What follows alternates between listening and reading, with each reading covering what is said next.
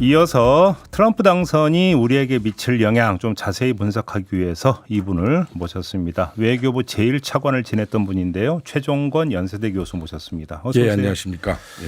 우리 최 교수님과는 매주 월요일 아침에 유튜브 연장 방송을 함께 해왔는데 네네. 최 교수님은 일관되게 트럼프 당선을 계속 시종일관 예측을 하셨었어요. 엊그저께도 이제 그렇게 예측을 하셨었고. 예, 뭐 흔들림 없이. 네, 딱 맞추셨습니까? 예. 도대체 어떤 근거로 그렇게 시종일관 트럼프 당선을 예측을 하셨던 겁니까? 뭐 결과는 이미 나왔으니까요. 예. 근데 결과 나오기 전에 저는 그냥 미국 속담 중에 하나가 계속 생각나더라고요. 어떤 건데? 바보야 경제야.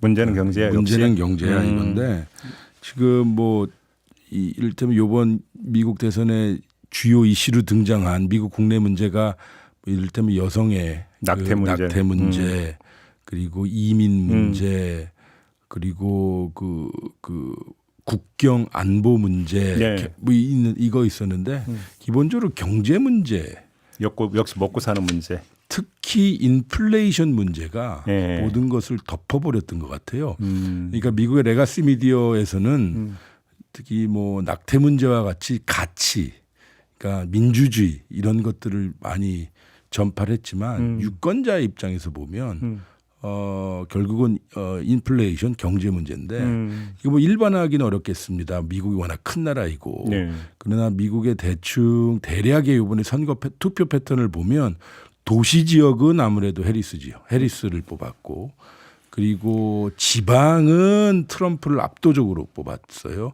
근데 지방 경제에서 특히 물가 상승으로 인한 그 여파가 상당히 심했던 분들이 트럼프를 뽑았던 것 같고요. 특히 인플레이션이 물가 상승이 얼마나 높았냐면 21년도에 7%, 22년도에 6.5% 점점 낮아지고는 있었어요. 23년도에 3.4%, 올해는 뭐 2.5%라고 하는데 어쨌든 경제적으로 취약한 계층이 상당히 많이 영향을 받았다는 거죠. 이것을 극단적으로 알 수 있는 것이 라티노 계열. 네. 소위 소수민족이라고 하는 라티노 계열의 70% 정도가 이번에 트럼프를 뽑았습니다. 오히려 이제 그들이 민주당의 지지 기반이었는데. 그렇죠. 이전에는. 그렇죠. 예. 그들의 입장에서는 왜 국경을 잘 지키지 않아? 왜 이민을 허용하려고 그래? 나는 안 그래도 지금은 인플레이션 물가 상승 때문에 힘들어 죽겠는데 그들을 그러니까 이민자들을 더 받아주면 나의 경제적 기득권이 그나마 얼마 안 돼 있지만 예. 흔들리는 것 같아 이런 거죠. 알겠습니다. 아무튼 이제 트럼프 2기 시대가 이제 좀 있으면 개막을 하는 건데 그러게 말입니다. 예. 전 세계가 떨고 있다 이런 이야기도 있더라고요. 굳이 뭐 떤다는 표현은 좀 심한 것 그러면 같고요. 긴장하고 있다.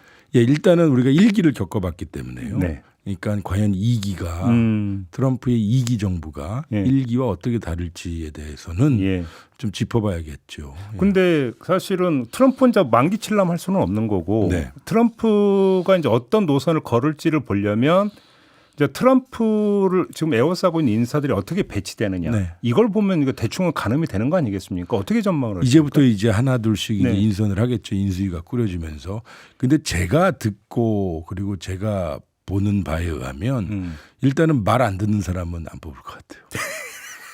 그러니까 왜냐하면 1기 때는 뭐 국방장관, 매티스 국방장관 같은 경우는 미국 군부 내에서 상당히 칭송을 받던 아주 정통 군 관료였어요. 그리고 틸러슨 국무장관 같은 경우에도 정통 기업가로서 상당히 보편적인 외교를 하려고 했는데 이분들이 소위 트럼프의 초기 행정부 기간에 트럼프를 많이 뜯어말리는 맞아요. 소위 공작 아닌 공작을 해왔다고 하거든요. 네. 근데 이게 트럼프 1기 후반으로 갈수록 자기 말만 듣는 사람들을 주변에 꽂아놨어요. 아마 저는 그 행태가 계속 지속될 것 같고. 그럼 더 위험한 거 아닙니까? 왜냐하면 예. 트럼프 1기와 트럼프 2기의 근본적인 차이점은 4년밖에 시간이 없다는 겁니다. 그렇죠. 그러니까 1기 때의 디자인은 8년을 염두에 두고 한 것인데 그렇죠. 이번에는 4년, 그러니까 원샷 4년간 본인이 가시성 있는 성과를 이루기 위해서 그렇죠. 많이 속도감 있게 정책을 펴날 것으로 이른바 기대합니다. 이제 역사의 기록을 남기고자 하는 욕구가 더 커지겠죠. 그렇죠. 뭐 그죠? 왜냐하면 본인이 그것 때문에 지금 여기까지 온 거거든요. 가시성 있는 거, 간단하지만 명확하고 임팩트 있는 정책과 발언으로 때로는 그것이 막말로 보였지만 네. 어쨌든 이번에 유권자의 선택을 네. 전체 득표수나 아니면 선거인단 수에서 현재 약 지난 20몇 년간의 공화당 후보 중 제일 많이 받았어요. 알겠습니다. 지금부터 이제 우리에게 미칠 영향을 좀 짚어야 되는데 잠시 후 유튜브 연장 방송에서는 경제적인 부분을 좀 집중적으로 짚을 네네. 예정이에요. 그래서 교수님하고는 좀 외교 안보적인 측면에 좀 네. 초점을 맞춰서 이야기를 좀 나눴으면 하는데 일단 먼저 이게 먼저 전제가 돼야 될 것 같습니다. 우크라이나 전쟁 어떻게 정리할 거라고 보세요, 트럼프가? 이거는 우크라이나 하나만 띄워놓고 보면 안 돼요. 가자까지 같이 봐야 돼요. 아니요. 왜냐하면 예. 세 가지 영역에 집중을 할 것 같아요. 첫 번째는 미중 관계. 예. 그거는 상당히 일종의 기본인 거고요. 근데 아까 방금 말씀드렸다시피 4년 안에 가지성 있는 성과를 내야 되기 때문에 가자 지구의 전쟁, 한반도 혹은 동북아의 문제, 그리고 우크라이나 문제일 텐데 우크라이나의 문제는 해답이 나와 있어요. 즉각 이를테면 중지입니까? 휴전을 하냐 아니면 종전을 하냐 아니면 옛날 방식으로 돌아가냐 이거고 그리고 그 협상 당사자가 명확해요. zelensky 그리고 푸틴 그리고 본인이 늘 주장하기를 트럼프 당선자께서 푸틴하고 좋은 관계이기도 하고 그리고 젤렌스키는 자기가 압도할 수 있다라고 주장을 하고 있으니 또 그간 유럽의 평가에서도 지금 이 전쟁이 너무 길어지고 있어서 피로감이 누적돼 있어서 소위 영어로 얘기하면 political solution 정치적 해결이라고 하는 것이 곧 휴전을 의미하는 것이고 아마 그거는 야 우크라이나야 땅 동쪽에 있는 땅 좀 일부 떼어주고 여기서 끝내자라고 하는 실질적 방향으로 갈 것인데 그게 되게 중요해요. 그것이 우리나라에게는 그리 나쁘진 않아요. 그렇죠. 왜냐하면 지금 북한의 전략적 가치가 높은 이유는 우크라이나 전쟁에 러시아가 북한을 필요로 하기 때문이거든요. 근데 그 소요 자체를 종결시킬 수 있다면 우크라이나 전쟁을 끝내려고 하는 트럼프의 노력은 우리가 뭐 크게 소리를 지르면서 응원할 필요는 없겠으나 좀 지지할 필요는 있겠죠. 그렇게 간다면 제가 그 질문부터 드렸던 이유가 이제 이게 그 북미 관계에 또 연결이 되는 부분이 있지 않습니까? 예, 저는 사실 트럼프 일기를 겪어봤습니다. 그리고 한반도 평화 프로세스를 실무를 다뤄왔지만 저는 이번에 좀 조심스럽게 평가하고 싶어요. 왜냐하면 이 이유 때문에 그렇습니다. 일단은 4년 전의 김정은 위원장과 지금의 김정은 위원장은 매우 다르다.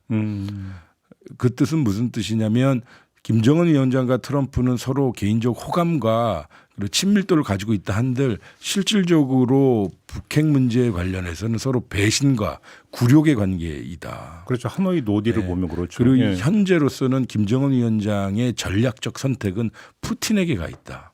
따라서 트럼프 2기 행정부가 김정은 위원장에게 김정은 위원장 나 돌아왔어 이제 나와라라고 유인할 수 있는 패키지를 명확하고 확실하고 매우 무겁게 만들어야 될 텐데 그게 지금 가능하겠냐 이거죠. 왜냐하면 북한의 핵이라는 것 ICBM이라는 것은 소위 예전보다 더 값이 비싸졌고 근데 관련해서 일부 국내 전문가들은 어떤 전망까지 내놓고 있냐면 트럼프가 북한의 핵 보유를 인정을 하고 그래서 군축 더 나가서 종전 쪽으로 아마 협상 포인트를 잡으려고 할 것이다. 이런 전망을 내놓던데 어떻게 보세요? 그러기엔 시간이 너무 짧아요.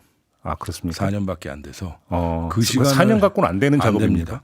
두 번째는 미국 내의 국방부나 혹은 국무부에서도 여러 가지 반대 운동을 암암리 할 겁니다. 그것은 미국이 지금까지 지향하고 있는 핵 비확산 정책과 어긋나는 것이고요. 그리고 트럼프가 이것을 추진하기에는 과거의 상처가 너무 큽니다. 즉 하노이에서 실패. 그러니까 하노이의 실패라는 것이 영변 일부라도 받아 줬어야 한다라는 그 트라우마가 있었기 때문에 이제 와서 군축으로 간다. 아마 그거는 제가 여기저기 대화해 본 결과 정치적으로 수용성이 낮다. 그럼 어떻게 갈 거라고 전망을 해요?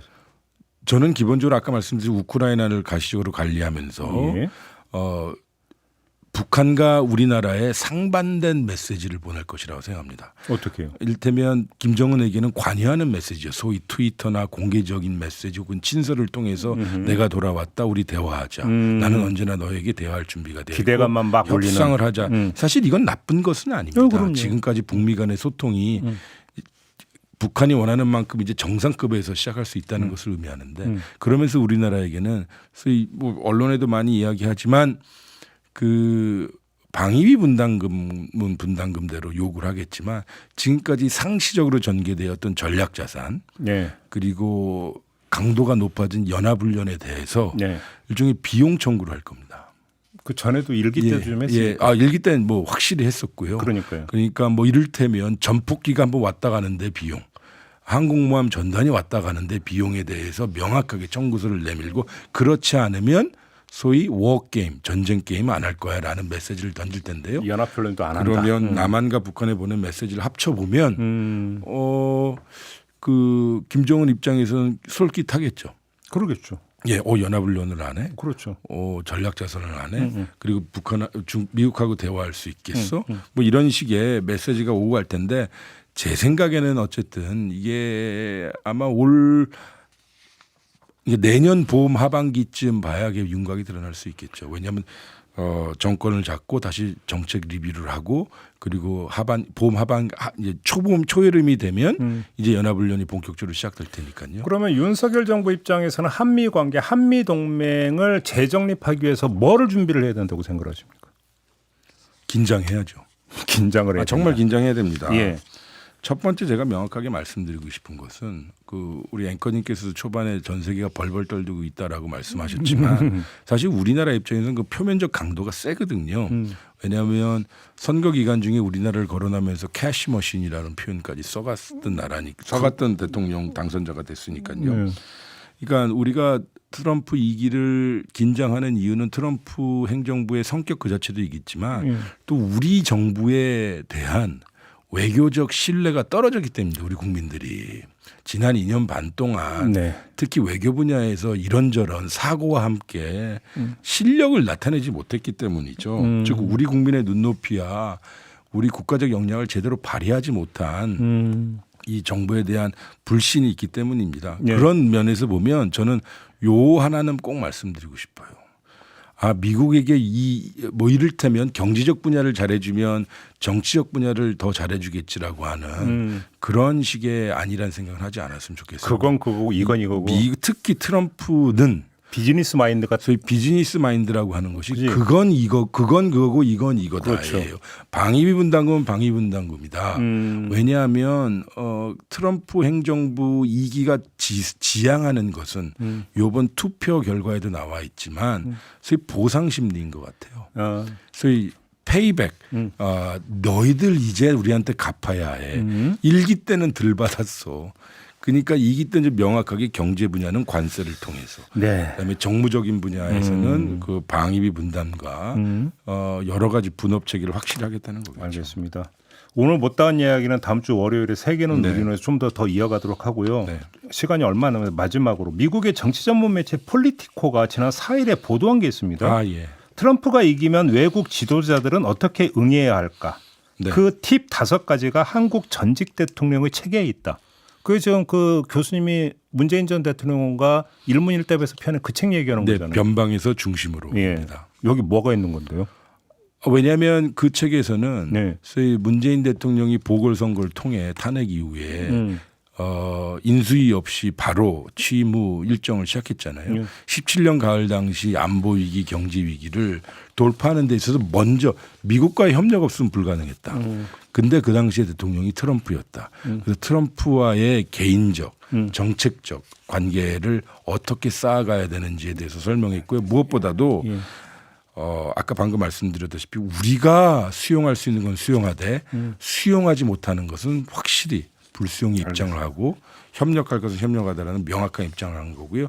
트럼프 대통령은 제가 여러 번 뵀는데 강한 사람한테는 잘해줍니다. 그렇습니까? 강약이군요. 마무리하겠습니다. 최종권 교수와 함께했습니다. 고맙습니다. 네, 고맙습니다.